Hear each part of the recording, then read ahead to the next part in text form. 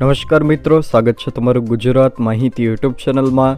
આજના તાજા અને મહત્વના આપ સૌનો ઉપયોગી 15 મોટા સમાચાર વિશે આ વિડીયોમાં વાત કરીશું, તો છેલ્લે સુધી જોતા રહેજો। આજના સૌથી પહેલા સમાચાર વિશે વાત કરીએ તો રાશન કાર્ડ ધારકો માટે સરકાર દ્વારા મહત્વનો નિર્ણય લેવામાં આવ્યો છે।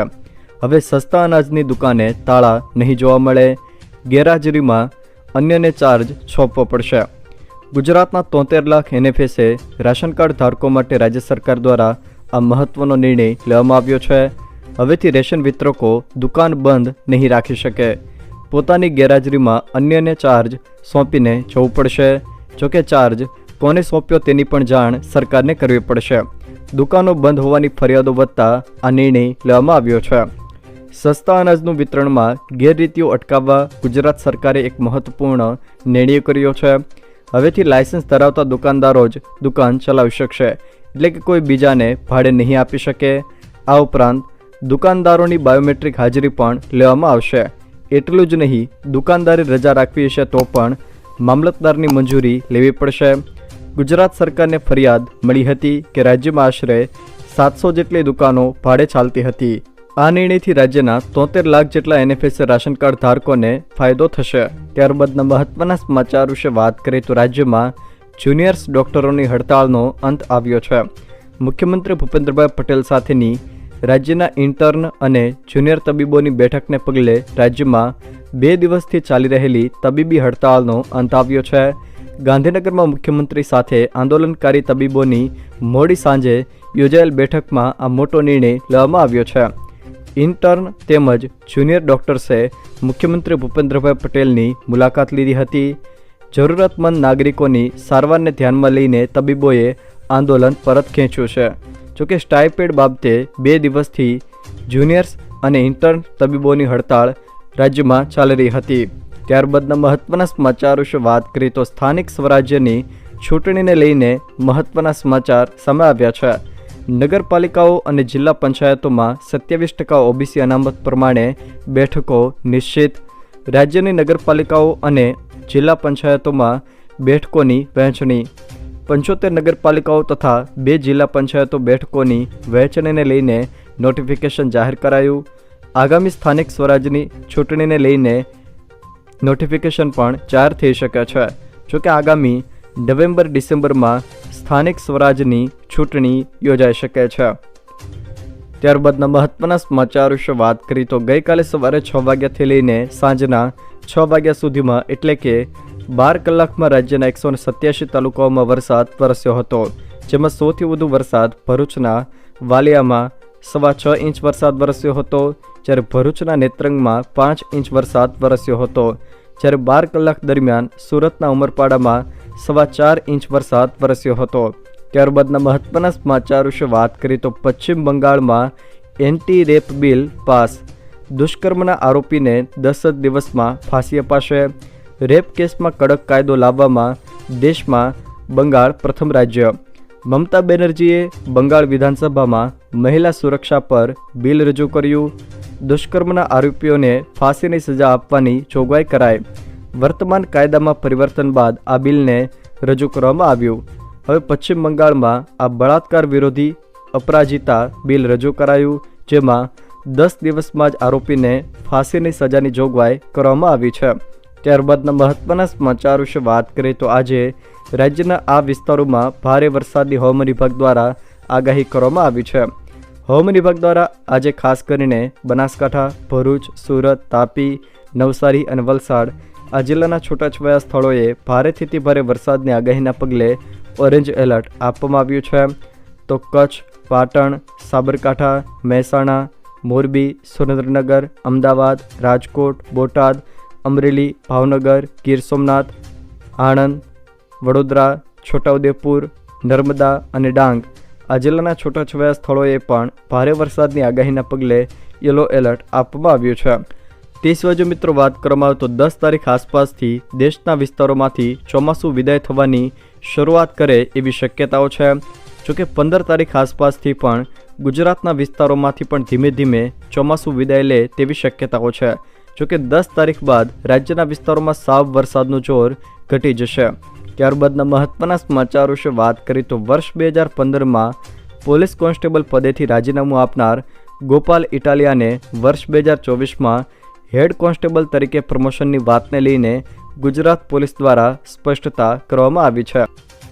આમ આદમી પાર્ટીના નેતા ગોપાલ ઇટાલિયાએ વર્ષ 2015માં પોલીસ કોન્સ્ટેબલના પદેથી રાજીનામું આપ્યું હોવા છતાંય વર્ષ 2024ના પ્રમોશનના લિસ્ટમાં ગોપાલ ઇટાલિયાનું નામ આવતા ગોપાલ ઇટાલિયાએ ટ્વીટ કરીને ગુજરાત સરકાર પર તેમજ ગુજરાત પોલીસ પર આકરા પ્રહારો કર્યા હતા, જેને લઈને ગુજરાત પોલીસ દ્વારા પણ મહત્વનો સ્પષ્ટતા કરવામાં આવી છે. ગોપાલ ઇટાલિયાની હેડ કોન્સ્ટેબલ તરીકેની બઢતી આપવામાં નથી આવી. સોશિયલ મીડિયામાં ચાલતા મેસેજ ખોટા અને તથ્યહીન છે તેવું અમદાવાદ પોલીસે જણાવ્યું છે. ગોપાલ ઇટાલિયાએ પોસ્ટમાં જે પત્ર મૂક્યો છે તે તેઓએ વ્યવસ્થિત રીતે નથી વાંચ્યો તેવું જણાય છે તેવું અમદાવાદ પોલીસે સ્પષ્ટતા કરી છે. જોકે ગોપાલ ઇટાલિયાને હેડ કોન્સ્ટેબલ તરીકેની બઢતી આપવામાં નથી આવી. સોશિયલ મીડિયામાં ચાલતા મેસેજ ખોટા અને તથ્યવિહીન અમદાવાદ પોલીસે ગણાવ્યા છે. ત્યારબાદના મહત્વના સમાચાર વિશે વાત કરીએ તો બહુચર માતાજીની પ્રસાદી પણ હવે મોંઘી. બહુચરાજી મંદિરે ભોજનમાં લાડુ ઉમેરીને ₹30ના 60 કરી દીધા. બહુચરાજી મંદિર ટ્રસ્ટ સંચાલિત ભોજનાલયમાં ભોજનનો દર ₹30થી વધારીને ડબલ ₹60 કરી દેવાતા ભક્તોએ આંચકો અનુભવ્યો છે. મંદિરમાં દાનની કરોડોની આવક હોય, અંબાજીની જેમ વિનામૂલ્યે ભોજન સુવિધા કરવી જોઈએ તેવી લાગણી ભક્તો વ્યક્ત કરી રહ્યા છે. ત્યારબાદના મહત્વના સમાચાર વિશે વાત કરીએ તો નવરાત્રિ અને દિવાળીને લઈને અંબાલાલ પટેલ દ્વારા મોટી આગાહી કરવામાં આવી છે. અંબાલાલ પટેલે ફરી એકવાર ભારે વરસાદની આગાહી કરી છે. તે મુજબ ગુજરાતમાં 10 સપ્ટેમ્બર સુધી સારો વરસાદ વરસી શકે, જ્યારે તારીખ 13થી લઈને 20 સપ્ટેમ્બર અને 22થી લઈને 25 સપ્ટેમ્બર દરમિયાન ફરી વરસાદ પડશે. 26થી 5 ઓક્ટોબર સુધી ગાજવીજ સાથે વરસાદ પડશે, ત્યારે સમુદ્ર કિનારે પવન પણ ફૂંકાશે અને ગાજવીજ સાથે ભારે વરસાદની આગાહી કરવામાં આવી છે. જોકે 3 ડિસેમ્બરથી ગુજરાતમાં કાતિલ ઠંડી પણ પડશે. આ વખતે નવરાત્રિ અને દિવાળીના સમયે પણ કમોસમી વરસાદની સંભાવના અંબાલાલ પટેલ દ્વારા વ્યક્ત કરવામાં આવી છે. ત્યારબાદના મહત્વના સમાચાર વિશે વાત કરીએ તો 8 સપ્ટેમ્બર સુધી 39મું ચક્ષુદાન પખવાડિયું ઉજવાશે. ચક્ષુદાનને લઈને મોટી અપડેટ સામે આવી છે. રાજ્યભરમાં 8 સપ્ટેમ્બર સુધી 39મું ચક્ષુદાન પખવાડિયું ઉજવવામાં આવશે. ગુજરાત સરકારે મોતિયા અંધત્વ બેકલોગ મુક્ત ગુજરાત અભિયાનને વેગ આપ્યો છે. રાષ્ટ્રીય નેત્રજ્યોતિ અભિયાન અંતર્ગત રાજ્યમાં વર્ષ 2022-23થી જુલાઈ 2024 સુધીમાં 14 લાખ જેટલા મોતિયાના સફળ ઓપરેશન કરવામાં આવ્યા છે. વર્ષ 2020થી જુલાઈ 2024 સુધીમાં 20,818 ચક્ષુદાન અને 4,701 સફળ કીકી પ્રત્યારોપણ થયા છે. ત્યારબાદના મહત્વના સમાચાર વિશે વાત કરીએ તો 4 મહાનગરોમાં 30 ગગનચુંબી ઇમારતોને મંજૂરી આપવામાં આવી છે. 100 મીટર કે તેથી વધુ ઊંચાઈ ધરાવતા આકાશી પ્રોજેક્ટને લઈને મહત્વનો નિર્ણય લેવામાં આવ્યો છે. સૌથી વધુ 25 સ્કાયસ્કેપર પ્રોજેક્ટ માત્ર અમદાવાદમાં જ મંજૂર કરવામાં આવ્યા છે. 30માંથી 20 ગગનચુંબી ઇમારત રેસિડેન્શિયલ ક્ષેત્રની છે. ગુજરાતમાં રિયલ એસ્ટેટ ક્ષેત્રમાં જબરજસ્ત ધમધમાટ વચ્ચે ગગનચુંબી ઇમારતોના નિર્માણનો પણ ટ્રેન્ડ સતત વધી રહ્યો છે. અમદાવાદ, સુરત, રાજકોટ અને વડોદરા એમ 4 મોટા શહેરોમાં 100 મીટર કે તેથી વધુ ઊંચાઈની 30 ગગનચુંબી ઇમારતોને મંજૂરી આપવામાં આવી છે. રાજ્ય સરકારના કહેવા પ્રમાણે ઊંચી ઇમારતોના નિર્માણ માટે રાજ્ય સરકારે મે 2021માં નવી નીતિ ઘડી હતી અને તે પછી ગગનચુંબી બિલ્ડિંગોની 30 દરખાસ્તો મંજૂર કરવામાં આવી હતી. તે પૈકી 20 રેસિડેન્શિયલ પ્રોજેક્ટ હતા. આ સિવાય 7 કોમર્શિયલ બિલ્ડિંગ, 2 મિક્સ્ડ ઉપયોગ હેતુવાળા તથા એક સરકારી ઇમારતનો પણ સમાવેશ થાય છે. ત્યારબાદના મહત્વના સમાચાર વિશે વાત કરીએ તો 2000 રૂપિયાની નોટને લઈને મોટું અપડેટ આપવામાં આવ્યું છે. આરબીઆઈએ પ્રોસેસ જણાવી. 15 મહિના પહેલાં 2000 રૂપિયાની નોટ બંધ કરવાનો નિર્ણય કરવામાં આવ્યો હતો.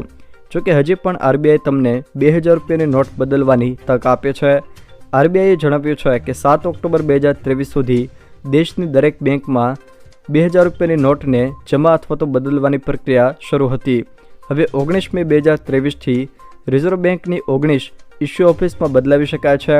આમાંથી કોઈ પણ ઓફિસે જઈને નોટ તમે બદલી શકો છો. ત્યારબાદના મહત્વના સમાચાર વિશે વાત કરીએ તો જૂની પેન્શન યોજનાની માંગણીને લઈને ગુજરાત રાજ્ય પ્રાથમિક શિક્ષક સંઘ દ્વારા આંદોલનને લઈને જાહેરાત કરવામાં આવી છે. વર્ષ 2005 પહેલાંના ભરતી થયેલા શિક્ષકોને સમજૂતી મુજબ OPSનો લાભ આપવા પરિપત્ર બહાર પાડવાની માંગણી સાથે વડાપ્રધાન નરેન્દ્ર મોદીના જન્મદિન તારીખ 17/9થી તબક્કાવાર આંદોલનનો પ્રારંભ થશે. 17/9ના રાજ્યના તમામ શિક્ષકો OPSના લોકો સાથે ફરજ બજાવશે તેમજ એ દિવસની તમામ ઓનલાઈન કાર્યવાહીનો પણ બહિષ્કાર કરશે. ઓક્ટોબર મહિનામાં પ્રત્યેક રવિવારે તારીખ 6, 13, 20 અને 27ના સત્યાગ્રહ છાવણી ગાંધીનગરમાં ઝોન વાઇઝ એક દિવસીય ધરણાનો કાર્યક્રમ કરશે. તારીખ 6/10/2024ના મધ્ય ઝોન, તારીખ 13/10/2024ના દક્ષિણ અને ઉત્તર ઝોન, તારીખ 20/10/2024ના તથા તારીખ 27/10/2024ના સૌરાષ્ટ્ર અને ઉત્તર ઝોનના જિલ્લાઓમાં શિક્ષકો ધરણા કરશે. આમ હવે ગાંધીનગરમાં જૂની પેન્શન યોજના માટે આંદોલનને લઈને આ સમાચાર આવ્યા છે. ત્યારબાદ મહત્વના સમાચાર વિશે વાત કરીએ તો આ અઠવાડિયે ભારે વરસાદને લઈને અશોકભાઈ પટેલ દ્વારા આગાહી કરવામાં આવી છે. તેઓએ આગાહી કરતાં જણાવ્યું છે કે આખું અઠવાડિયું વરસાદ પડશે. સૌરાષ્ટ્ર કરતાં ઉત્તર ગુજરાત, મધ્ય ગુજરાત અને દક્ષિણ ગુજરાતના રિજિયનમાં વધુ વરસાદ વરસશે. બંગાળની ખાડીમાં 2 દિવસમાં વધુ એક લો પ્રેશર સર્જાશે. ઉત્તર ગુજરાત, મધ્ય ગુજરાત અને દક્ષિણ ગુજરાતના વિસ્તારોમાં 1થી વધુ રાઉન્ડ શક્ય છે. રાજ્યભરમાં બુધવાર અને ગુરુવારે પવનનું જોર રહેશે. ગુજરાતમાં 3 દિવસના વિરામ બાદ ફરી મેઘસવારી શરૂ થઈ ગઈ છે અને તારીખ 10 સપ્ટેમ્બર સુધી આખું અઠવાડિયું વરસાદ વરસવાની આગાહી જાણીતા વેધર એનાલિસ્ટ અશોકભાઈ પટેલ દ્વારા પણ કરવામાં આવી છે. તેઓએ આગાહી કરતાં જણાવ્યું છે કે પૂર્વ વિદર્ભ અને તેના નજીકના તેલંગાણા પર સર્જાયેલું ડિપ્રેશન પશ્ચિમી ઉત્તર પશ્ચિમ તરફ આગળ વધ્યું છે. જોકે વિદર્ભના મધ્ય ભાગો તથા આસપાસ નબળું પડીને વેલમાર્ક લો પ્રેશરમાં પરિવર્તિત થઈ ગયું છે. તે વિદર્ભ અને નજીકમાં આવેલા પશ્ચિમ મધ્યપ્રદેશ તરફ ઉત્તર પશ્ચિમ બાજુ આગળ વધશે. વધુ નબળું પડીને લો પ્રેશરમાં પરિવર્તિત થઈ જવાની સંભાવના તેમણે વ્યક્ત કરી છે. ત્યારબાદના મહત્વના સમાચાર વિશે વાત કરીએ તો કેબિનેટે ગુજરાતમાં વધુ એક સેમિકન્ડક્ટર યુનિટને મંજૂરી આપી છે. વાઇબ્રન્ટ સેમિકન્ડક્ટર ઇકોસિસ્ટમ વિકસાવવા માટે વડાપ્રધાન નરેન્દ્ર મોદીના અધ્યક્ષતામાં કેન્દ્રીય મંત્રીમંડળે ગુજરાતના સાણંદમાં એક નવું સેમિકન્ડક્ટર યુનિટ સ્થાપવા માટે કેન્સ સેમિકોન પ્રાઇવેટ લિમિટેડના પ્રસ્તાવને મંજૂરી આપી છે. સૂચિત યુનિટની સ્થાપના ₹3,300 કરોડના રોકાણ સાથે કરવામાં આવશે અને તેની ક્ષમતા પ્રતિદિન 60 લાખ ચિપ્સની હશે. ઉત્પાદિત ચિપ્સ ઔદ્યોગિક, ઓટોમોટિવ, ઇલેક્ટ્રિક વાહનો, કન્ઝ્યુમર ઇલેક્ટ્રોનિક્સ, ટેલિકોમ અને મોબાઈલ ફોન સહિતની એપ્લિકેશન્સની વિશાળ શ્રેણીને પૂરી કરશે. જો મિત્રો આ વિડીયો તમને પસંદ આવ્યો હોય તો વિડીયોને લાઇક કરો, તમારા મિત્રો સાથે શેર કરો અને જો તમે મારી ચેનલમાં નવા હો તો ચેનલને સબસ્ક્રાઈબ જરૂર કરજો જેથી મારા આવનારા તમામ વિડીયોની માહિતી તમારા સુધી પહોંચી શકે.